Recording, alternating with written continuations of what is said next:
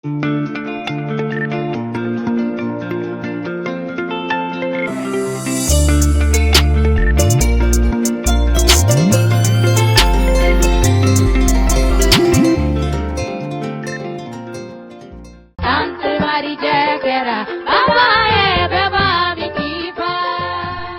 minnu bolodalen no centre marginal kono o ye couture broderie ni stylisme modélisme ale san sabani kalo woro kalan o formation tellement fana ban fay o ye san kelen ni kalo woro ye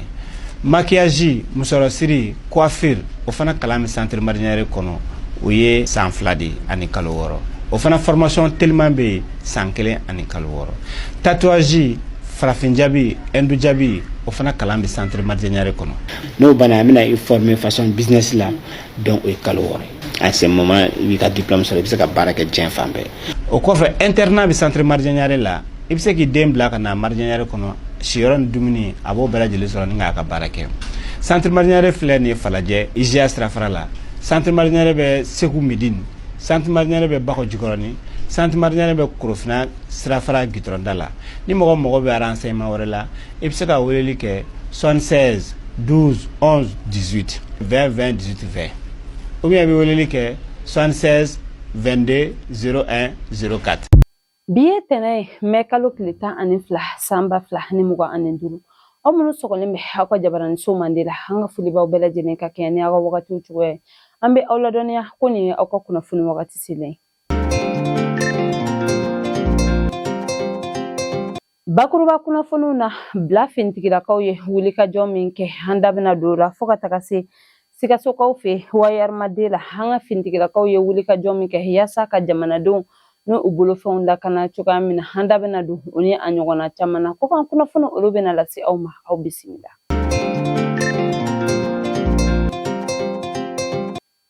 mekalo kle kononto samba fla hani muka aniduru bla fintigira kaw ni oye bla polsuye oluka bulma fendo la wurili konnala ni oye mobli bado ye olu ya asoro miye garibuden keme hani bishegini flahde tume mobli ni konnala munu shiba damne san shegina ka tabla santa ani shegina ukene ko ka tege ke heni bulma feina ni demsene ko fale ni uye ukalfa uka commissariat ma ani protection de la femme de l'enfant et de la famille ma uye ukalfa oluma odugu seje uye fero sigi senga yasa miye demsene munumbe ala ni olube wule nazara kana ko miner uye olu keme hani kononton de blaka taga promotion de la femme de l'enfant et de la famille mimbe segu ko fieno kata ye yasa olube seka imako do demsene ko fole na chukamina munu ka kor ala doni no olube wule nazara kana ko majerum olu blala kata sandugu konnala ni olu da hake yabeta biwon vla ne sabala ne demsani ko fole nunu ye ajira ko boluma fen bolibaga nunu tumeka tani uye masina kawrefi nga olu yera kon ntado bukata baramina masina nga ko olu koni hakilna konna o tumeka tagani uye malo foro mimbe masina konna la yasa ugata o malo seneri o hokum konna la miye anga fintikira kawye kube wole madake kanyesi ande masaw bela jerema jamana dem bela jere ko anga janto demsanuna anga fanga fara ulu fintigira ko fanga ka yasa miye anga demsanunye ukallakana beseka sabati chukamina hane ubeseka bla uka hake ukono chugami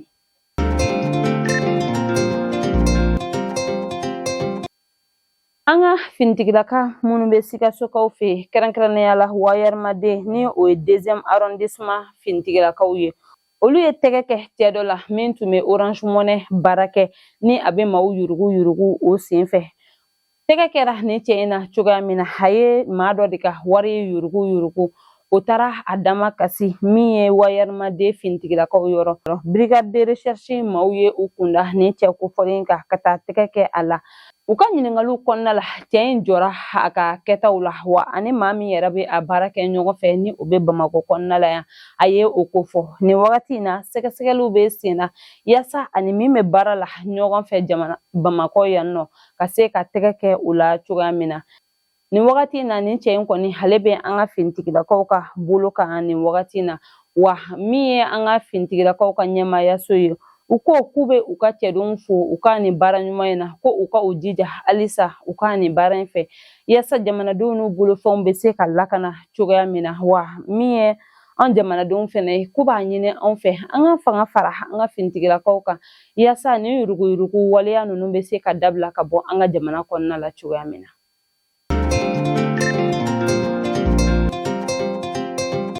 Mɛ kalo tile fɔlɔ san 2025 Kucala finitigilakaw ka wulikajɔ kɛra sababu ye ka tɛgɛ kɛ cɛ dɔ la. Cɛ min ni mèche d'explosion 165 tun bɛ a bolo sagi dɔ kɔnɔna la. U kelen kɔ ka tɛgɛ kɛ nin cɛ kofɔlen na u tagara ni a ye an ka keriso maaw yɔrɔ. A jirala ko nin cɛ kofɔlen sisan bɛ san 27 la. Nin wagati in na a ka kiiri tigɛra a datugunen bɛ nin wagati in na an ka finitigilakaw bolo. Wa sɛgɛsɛgɛliw bɛ sen na yaasa ka a dɔn ani maa minnu bɛ baara kɛ ɲɔgɔn fɛ ka se ka tɛgɛ kɛ o maa kofɔlen ninnu na cogoya min na. Wa fana min ye an ka finitigilakaw ye k'u bɛ welewelemada kɛ ka ɲɛsin an jamanadenw ma an ka u dɛmɛ u ka baara la yaasa bamaci wale bɛ se ka dabila cogoya min ka bɔ an ka jamana kɔnɔna la sabula a jirala ko ni cɛ kofɔlen yɛrɛ tun bɛ ka taa ni nin mugujugu nin ye an dafɛ jamana dɔ de kɔnɔna la wa ala ni dugudenw ka dɛmɛ de barika la tɛgɛ fɛnɛ sera ka kɛ a la. Ka kɛɲɛ ni liberté d'expression don na ɲɛnamayali ye an ka jamana kɔnɔna la sibiri don mɛ kalo tile 10 san 2025 kunnafonidilaw tɔgɔla ɲɛmayasoba min bɛ ni o ye maison de la presse ye o ɲɛmaw ye hakilina sɔrɔ ka barolasigi bila sen kan barolasigi min kɛnɛ kan u ye hakilina ɲuman ta ni o ye ka dɛmɛ ta ka ɲɛsin kunnafonidilaw ma minnu bɛ degun ani tɔɔrɔ kɔnɔna la sabula min ye an ka ɲɛmayaso ɲɛma ka fɔla ni o ye Banjugu Dante ye ko don tɛmɛnenw na kunnafonidilaw yera bɔlɔlɔsiraw kan minnu tun mago bɛ dɛmɛ la yaasa ka u yɛrɛ furakɛ u ka degun wagati kɔnɔna la a dɔw ye dɛmɛ sɔrɔ a dɔw yɛrɛ bɛ olu ma dɛmɛ sɔrɔ o hukumu de kɔnɔna la u ye hakilina ta ka dɛmɛ bila sen kan ni o bɛ wele ko Fonso Presse yaasa an ka kunnafonidila minnu bɛ yen nɔ ni banajugu ye u sɔrɔ walima degunna ko ye u sɔrɔ nafolo kasabi u ka ta ka di u ma u ka se ka u yɛrɛ dɛmɛ ni o ye cogoya min na a kɛnɛ kan min ye Aramata Ja ni ale bɛ baara kɛ Akila ale tun b'a kɛnɛ kan fo ka taga se Banjugu Dante yɛrɛ ma ani Basidiki Ture ni ale ye Fonso Presse président du comité de gestion ye ani fana min ye nin kɛnɛ yɛrɛ parrain Arsina Sise ale tun bɛ a kɛnɛ kan maa caman de tun bɛ yen nɔ wa a kɛnɛ kan fana u kumana fɛn caman de kan min ye kɛnɛ in yɛrɛ parrain ale ye a jira ko ale kɔni ka laɲini belebele ye ni kuma min fɔlen filɛ ni o ye ka ni dɛmɛ bila sen kan ko a ka laɲini belebele ye a kana kɛ dalafɔli dɔrɔn nka a ka bila sen kan wa n'a bilala sen kan fana a sigikun ye fɛn min ye a ka don o da fɛ yaasa min ye kunnafonidilaw ye u bɛ se cogoya min na ka lafiya sɔrɔ u ka baaraw kɔnɔna la ani ka jigisigi sɔrɔ u ka degun kɔnɔna la.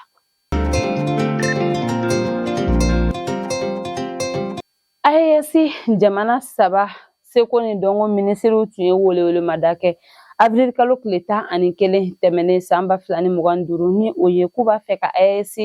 jɔnjɔn dɔnkili ka o bila sen kan ni o ye AES min ye o hukumu kɔnɔna la sibiri don mɛ kalo tile 10 san 2025 Burkina Faso jabaraniso y'a da diɲɛma kulo kan ko min ye AES jɔnjɔn dɔnkili ye ni o ye AES imu ye ko o validera AES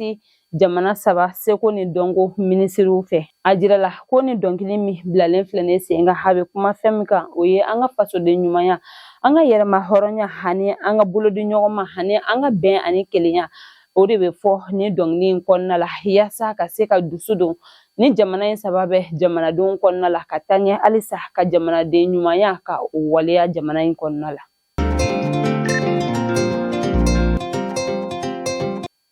Alamisa don mɛ kalo tile 8 san 2025 parti Codem maaw bɔra ka laseli kɛ ko min ye u ka secrétaire général ni o ye Alassane Aba ye ko tɛgɛ kɛra ale la maa dɔw fɛ a yɛrɛ ka so ani fana min ye El Bechir Cham ye ni ale yɛlɛma kunnafoni dila ye tɛgɛ kɛra ale fɛnɛ na Kati Kɔkɔ maa 5 fɛ minnu tun bɛ bolimafɛn kɔnɔ plakite bolimafɛn min na a terikɛ dɔ fɛ yen nɔ ni wagati in kɔnɔna ni maa ninnu kibaruya foyi dɔnnen tɛ u ka maaw fɛ u kunkanko la o hukumu kɔnɔna la u ka maaw be welewelemada kɛ ka ɲɛsin an ka jamana ɲɛmaaw ma sabula k'u b'a fɛ k'a dɔn u baarakɛɲɔgɔnw be lahalaya min na wa o hokumu de kɔnɔna na min ye an ka senamatɔnw fɛnɛ ye olu fɛnɛ y'a jira ko min ye u ka bɔli min tun kan ka kɛ juma tɛmɛnen ko ni waleya ninnu bɛɛ ye a to u ka bɔli sera ka bɔ a ma wa k'u ye jateminɛ fɛnɛ kɛ k'a dɔn ko ni u bɔra a ko a kɔlɔlɔ be se ka bonya kosɛbɛ.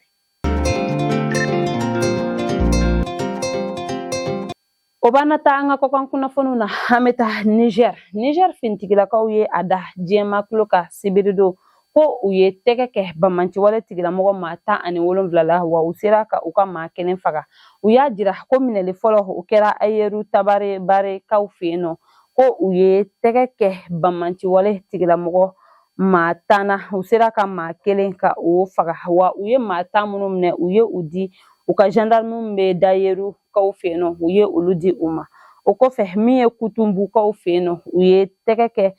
bamanciwale tigilamɔgɔ maa 7 la ani min ye marifa artisanal 15 u sera ka tɛgɛ kɛ o fɛnɛ na ani moto 1 fo ka taga se téléphone portable 2 ani sagi 1 min kɔnɔna la amuletiw ni olu tun bɛ a kɔnɔna la Niger fintigilakaw ye a jira k'u n'u seko n'u damayira bɛɛ lajɛlen kɛ yaasa bamanciwale bɛ se ka kɛlɛ ka bɔ u ka jamana kɔnɔna la cogoya min na wa ka u ka jamanadenw ka lafiya k'aw lase olu ma.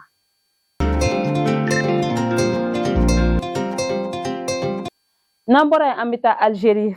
France Direction Générale de la Sécurité Intérieure ka maa 2 laseginna sibiri don mai kalo tile 10 san 2025 Algérie jamana ɲɛmaaw fɛ ka sababuya kɛ ko ni maa 2 min filɛ nin ye ko u donna Algérie jamana kɔnɔna la k'a sɔrɔ min ye Faransi jamana ɲɛmaaw ye u ma u ladɔnniya a ko la sabula ko passeport diplomatique de tun bɛ ni maa kofɔlen 2 ninnu bolo u tɛ se ka don olu ka jamana kɔnɔna la ka sɔrɔ Faransi jamana ɲɛmaaw ma yamaruya ɲini olu fɛ olu ka jɛdi jateminɛlikɛlaw ye a jira ko ni wagati laban ninnu kɔnɔna la Algérie ni Faransi ni ɲɔgɔn cɛ fɔɲɔgɔn kɔ o caman bɛ u ni ɲɔgɔn cɛ ni wagati in na.